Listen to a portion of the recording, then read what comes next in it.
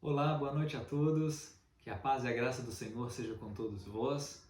Meu nome é Marnas Canholato e esse aqui é Yosef Baruch, Shalom, shalom. Fábio Barbosa, que é rabino. E nós vamos aqui dar continuação ao nosso estudo de Apocalipse, que nós chegamos hoje, agora ao capítulo 10. Estamos fazendo esse estudo de Apocalipse já há alguns meses, sendo abençoado por essas palavras. E todas essas revelações que nós estamos tendo aqui.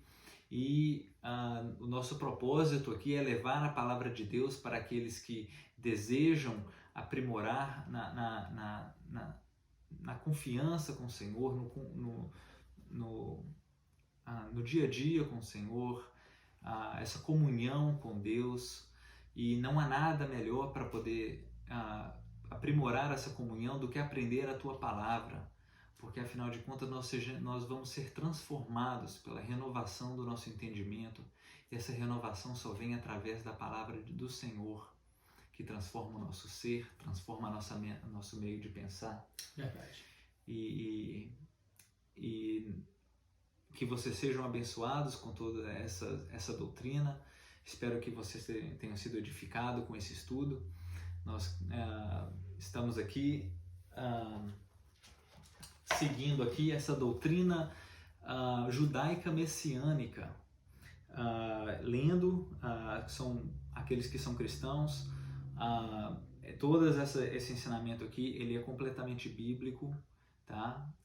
Todos os escritos da Bíblia foram feitos por judeus messiânicos, né? Judeus que criam no Messias.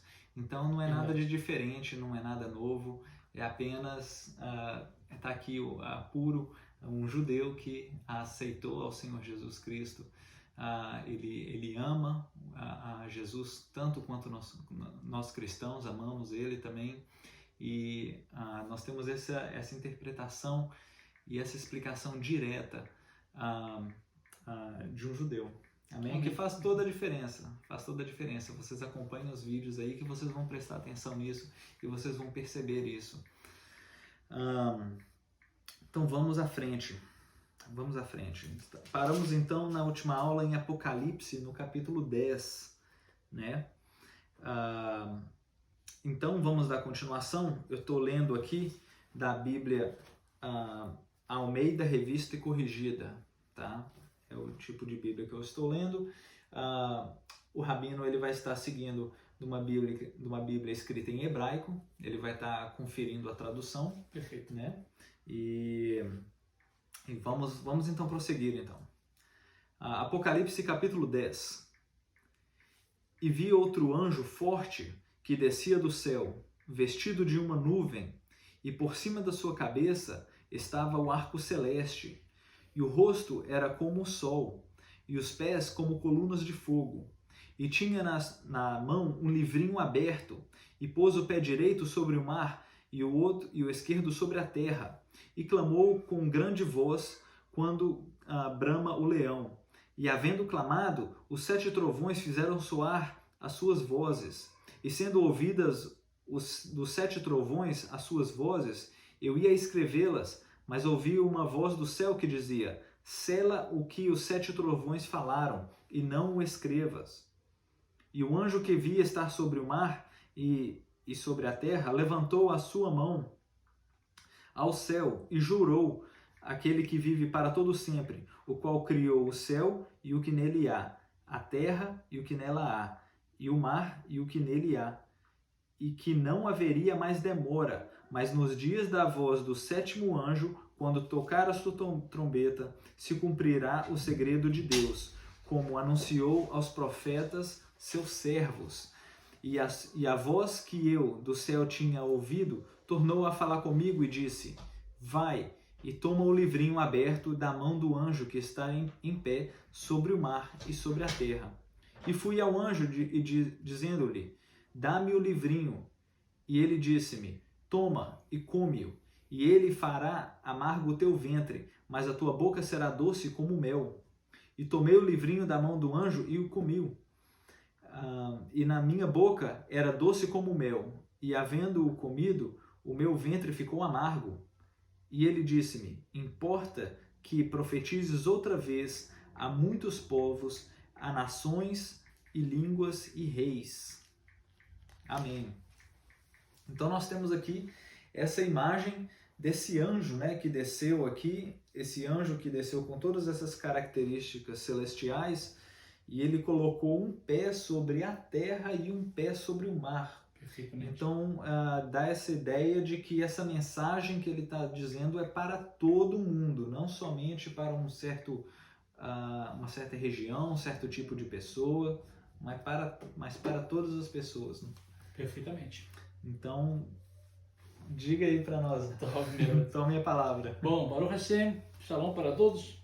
Veja, chegamos ao capítulo 10, né? 10. E essa visão agora do apóstolo João, né? Yohanan HaShaliach, chamamos em hebraico assim. Essa grande visão, ela tem umas características aqui muito semelhante ao que ocorreu com outras pessoas, né? É quase como que um reflexo do que ocorreu com dos profetas. Então, vamos caminhando juntos aqui, como foi na leitura. Esse anjo, né, esse outro anjo poderoso, eles falam Abir, né, diz assim, um anjo poderoso descendo do céu, ele estava vestido de nuvem, ou seja, as características são extremamente celestiais, ou seja, a grandeza, né, sobre a sua cabeça está o arco celestial, que quando a gente olha, ele recorda do arco celestial lá do livro de Ezequiel, que é o resplendor da glória de Adonai, são as 7 cores, né, que formam esse arco celeste. E também diz que a sua face era como o sol, suas pernas eram como 2 colunas de fogo, uma estava sobre a terra, a outra estava sobre o mar, né? E ele tinha um pequeno livro em sua mão. E o interessante aqui é que João está diante dessa visão, né? E em um dado momento, esse anjo, João vai ouvir a voz do Eterno, que vai dizer para ele, veja, no verso 14, vai dizer assim, vamos do verso 3, perdão. A partir do verso 3? E clamou com grande voz, como quando brama o leão. E havendo clamado, os 7 trovões fizeram soar as suas vozes. Os 7 trovões fizeram soar as suas vozes. Nós estamos vendo trovões e vozes aqui. Né? O trovão já é um barulho. Correto. E aí o trovão ainda soar uma voz? Correto. Então assim, você tem uma coisa saindo de dentro da outra. Surgiu um barulho e daí se pôde escutar uma voz. Aí o 4. E sendo ouvidas dos 7 trovões as suas vozes, eu ia escrevê-las, mas ouvi uma voz do céu que dizia: sela o que os 7 trovões falaram, e não as escrevas. Muito bem. Aqui nós estamos vendo que tem que selar essas palavras, não podia escrevê-las. Ou seja, Yohanan escreveu todo o livro, Sefer Hitgalut, né, o livro de Apocalipse, e ele detalha todas as revelações, mas quando chega nesse ponto, ele não pode selar. Isso faz lembrar o quê? O que aconteceu com o profeta Daniel, lá no capítulo 12. Pode abrir. Daniel, capítulo 12, verso 4, se não estou enganando aqui. Daniel 12. Daniel 12, 4.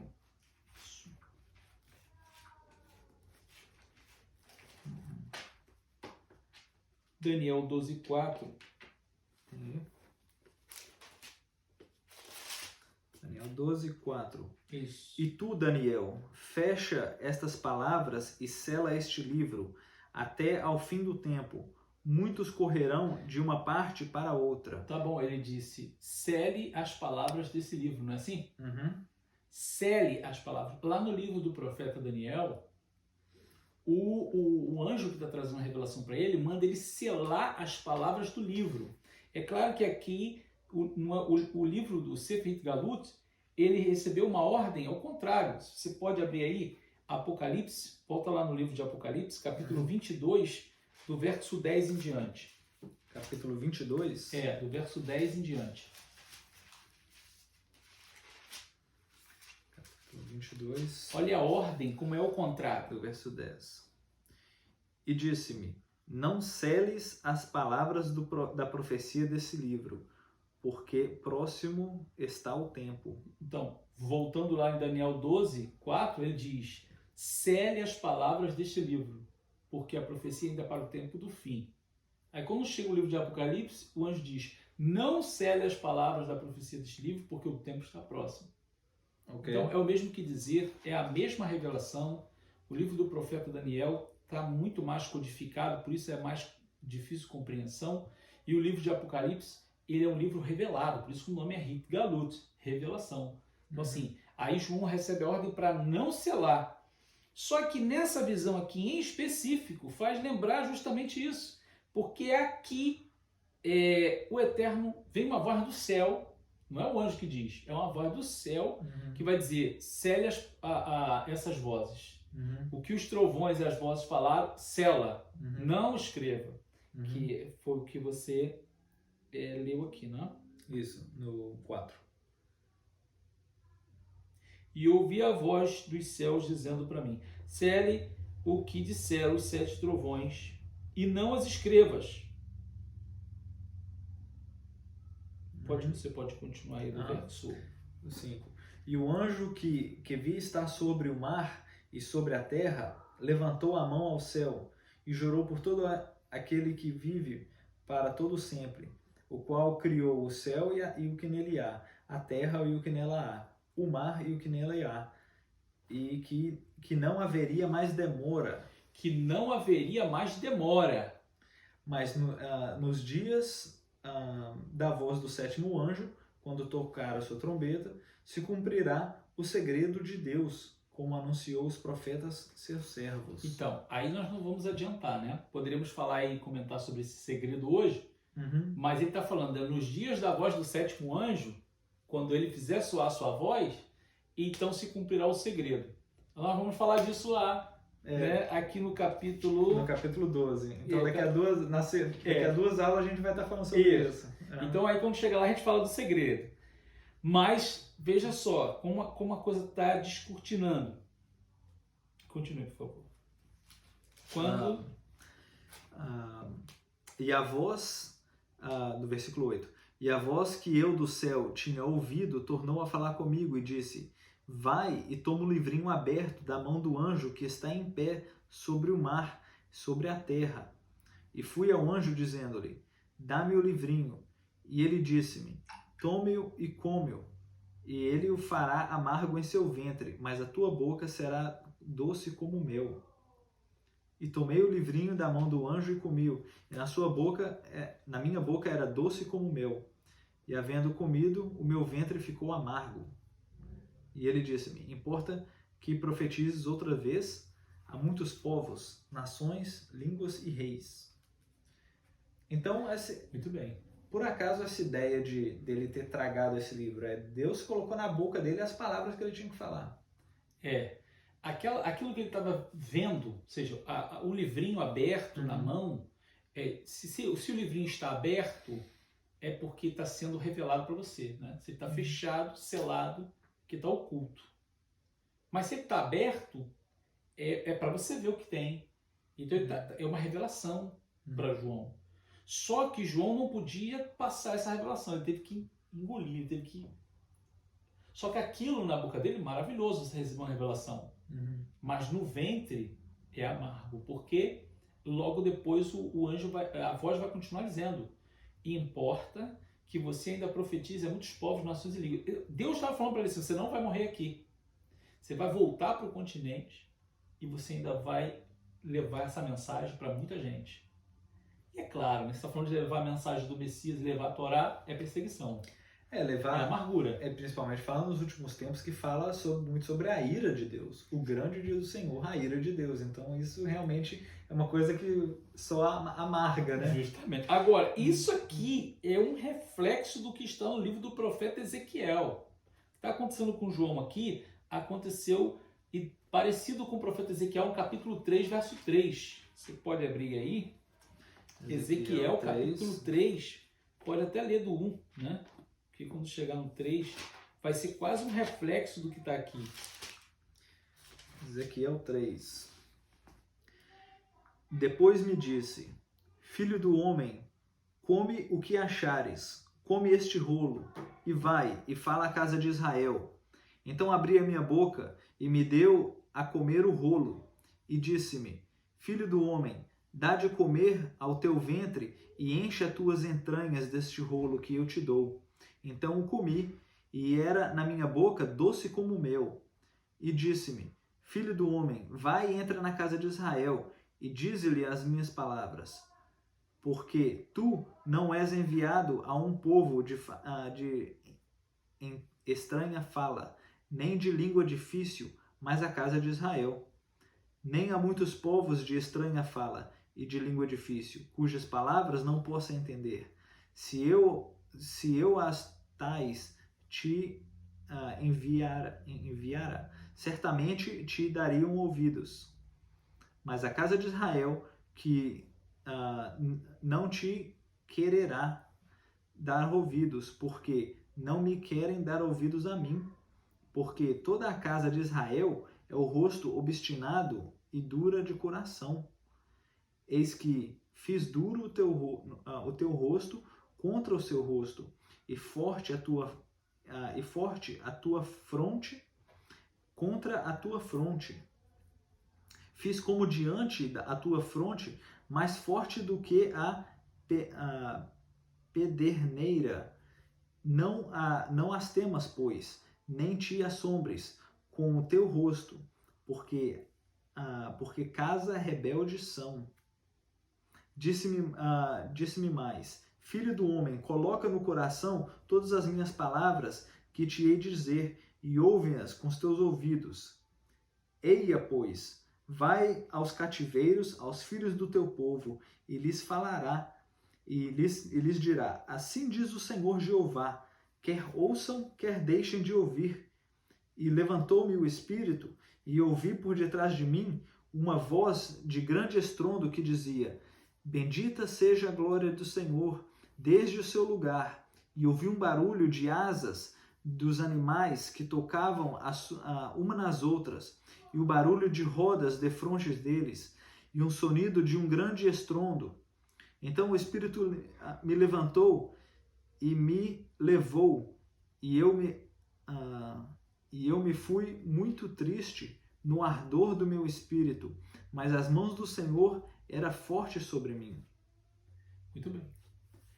Veja, tudo que foi lido, aí é o cenário de Ezequiel lá no meio dos cativos na Babilônia, e o Eterno dando a ele a mesma coisa que João teve aqui. Ele come um rolo, ou seja, um livro, que é dado para ele comer, e na boca dele é doce, nas entranhas é amargo.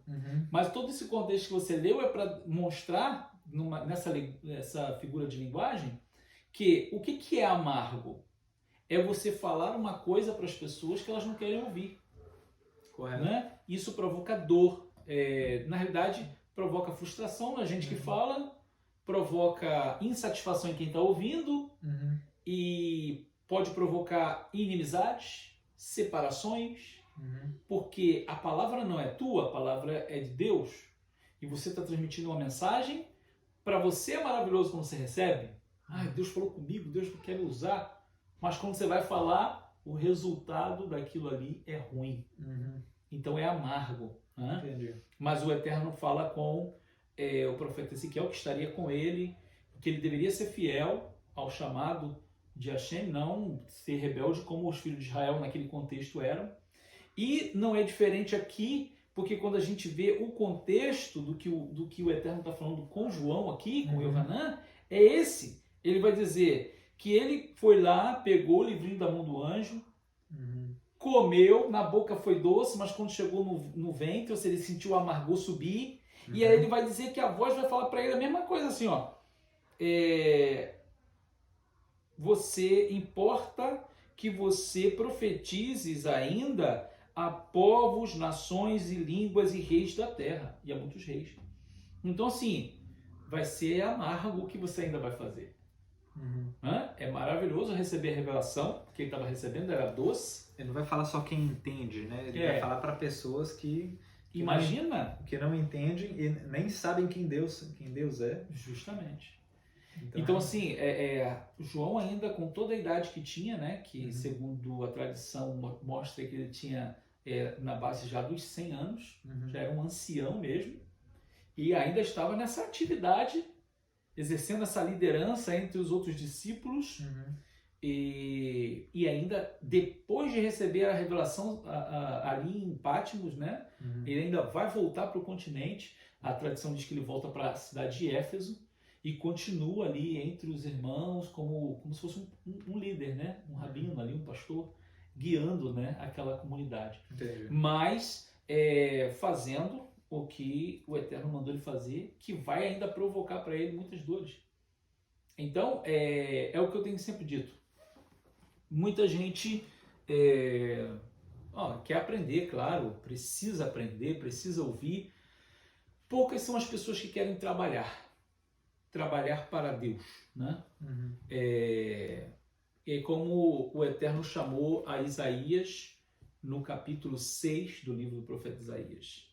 Ele vai dizer que ouviu a voz do Eterno Deus chamar. Quem irá por nós? A quem enviarei? E quem há de ir por nós? Então aí ele vai e diz, eu vou.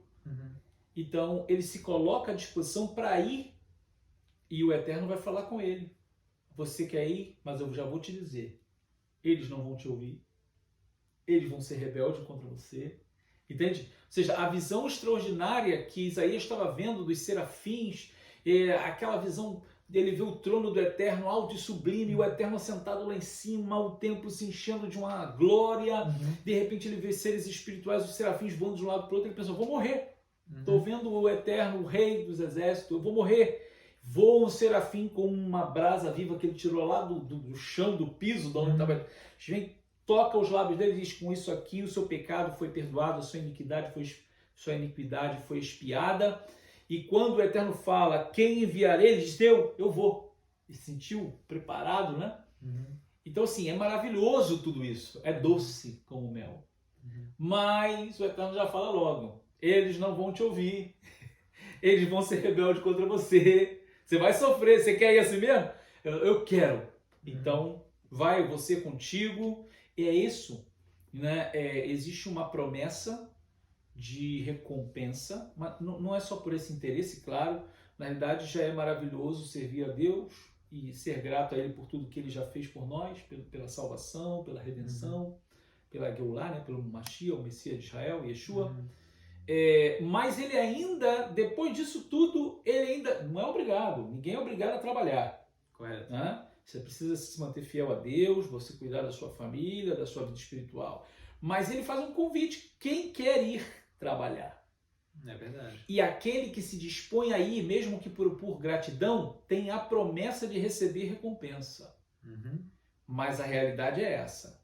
Não é fácil, é doloroso, é amargo, mas existe um momento de doçura, né? Porque todos aqueles que se dispõem a trabalhar, sua comunhão aumenta, as revelações aumentam, né? Existe um contato espiritual maior. Então, assim, porém, isso também provoca no mundo espiritual esse sofrimento de rejeição, né? Das pessoas não entenderem, enfim. Como está aqui, né? Isso aqui é um reflexo no que não só aconteceu com João, como também não só aconteceu com Ezequiel, nem com Isaías, mas com todos nós, né? Principalmente agora nesse Acharit Hayamim, nesses últimos dias, em que as pessoas estão banalizando a palavra, banalizando o pecado, como se o pecado não fosse tão importante assim. Correto. Pode fazer à vontade, que isso aí, né? Não é nada demais. Nada demais. Quanto na realidade, se você se põe diante dessas coisas e diz, isso está errado, isso é pecado, você é o errado, você vai ser desprezado, você vai ser visto com maus olhares, né? É verdade. Isso dói. né? Verdade. Isso é amargo. Defender a palavra de Deus já, como você diz, já deixa a gente um alvo para gozação. Justamente. Né? As pessoas olham a gente com um olhar completamente mais crítico. Verdade. Tanto é que atitudes que a gente tem, a primeira coisa que a pessoa vai é na sua religião. Ai, mas não é esse cara que fala da Bíblia? Não é esse cara que diz ser servo de Deus? É verdade. Primeira coisa que você faz. Então as pessoas, quando você declara que o Senhor Deus, o Eterno, Ele é o Deus da sua vida, as pessoas te olham completamente diferente. Justamente. Estão sempre prontas para poder atacar e querer te derrubar. Mas não vamos deixar, né, nunca a nossa fé ser abalada de forma alguma, pois nós sabemos que nós seremos provados, né? Jesus já tinha nos anunciado isso, né? Porque nós teríamos passar por várias tentações, mas sobre todas elas nós já iremos prevalecer. É verdade. Né? Pois é Ele que nos fortalece. Mas sim, a caminhada com o Senhor realmente ela é bem interessante, porque a gente tem várias recompensas, também recompensas boas de ver pessoas que realmente se arrependeram e vêm ao encontro do Senhor, pessoas, vidas sendo mudadas, né? É verdade. Almas que realmente arrependem e vêm para o Senhor. E também tem vezes que a gente anuncia e pessoas realmente né, não tem aquela decisão de realmente deixar ser transformado. E isso às vezes a gente fica, poxa, eu queria tanto que essa pessoa experienciasse, tivesse aquilo, isso que eu estou passando hoje, né? Eu queria que essa pessoa tivesse essa experiência também. Mas isso vai de cada um. Cada pessoa, Deus tem colocado o temor dentro no coração de cada um. Mas a recompensa para aqueles que realmente querem servir, não somente amar o Senhor e ter Ele como o Senhor da sua vida, mas realmente servir.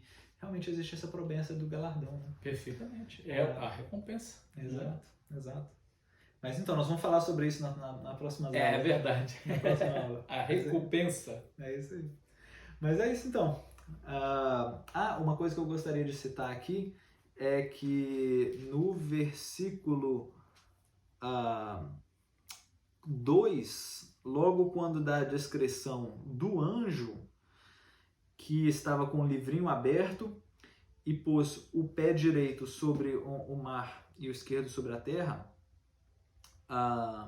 quando estava descrevendo ele, no versículo anterior, está escrito o seguinte: o rosto era como o sol e os pés como colunas de fogo. Não faz sentido que o pé seja uma coluna de fogo. Justamente. E a gente logo vê que houve uma tradução, um pequeno erro de tradução aí no grego, em que a palavra parece que para hebraico, me corrija se eu estiver errado, mas a palavra em hebraico de pé e perna é parecido. Justamente. E quando vai para o grego, eles traduziram como pé, ao invés de perna. Justamente. Mas quando a gente vê colunas de fogo, isso logo a gente se entende que é a perna, não o pé, né? Amém. Amém. Mas é só isso. Então é isso aí. Então vamos deixar marcado então para a próxima. Perfeitamente. Né? A próxima vez, Apocalipse capítulo 11. E vocês fiquem na paz, fiquem com a graça de Deus. Que o Senhor Deus continue protegendo vocês, protegendo as suas famílias, dando saúde mediante tudo que está acontecendo no mundo com essa virose, com toda essa loucura que tem assustado bastante as pessoas. Mas uma coisa o Senhor ele nos ensinou e nos instruiu: não temeis, não temeis, porque eis que todas essas coisas hão de acontecer para que eu retorne. Amém? Então fiquem na paz, na graça e descanse no Senhor. Amém? E que vocês sejam abençoados com a tua palavra. Amém. Shalom, shalom para todos.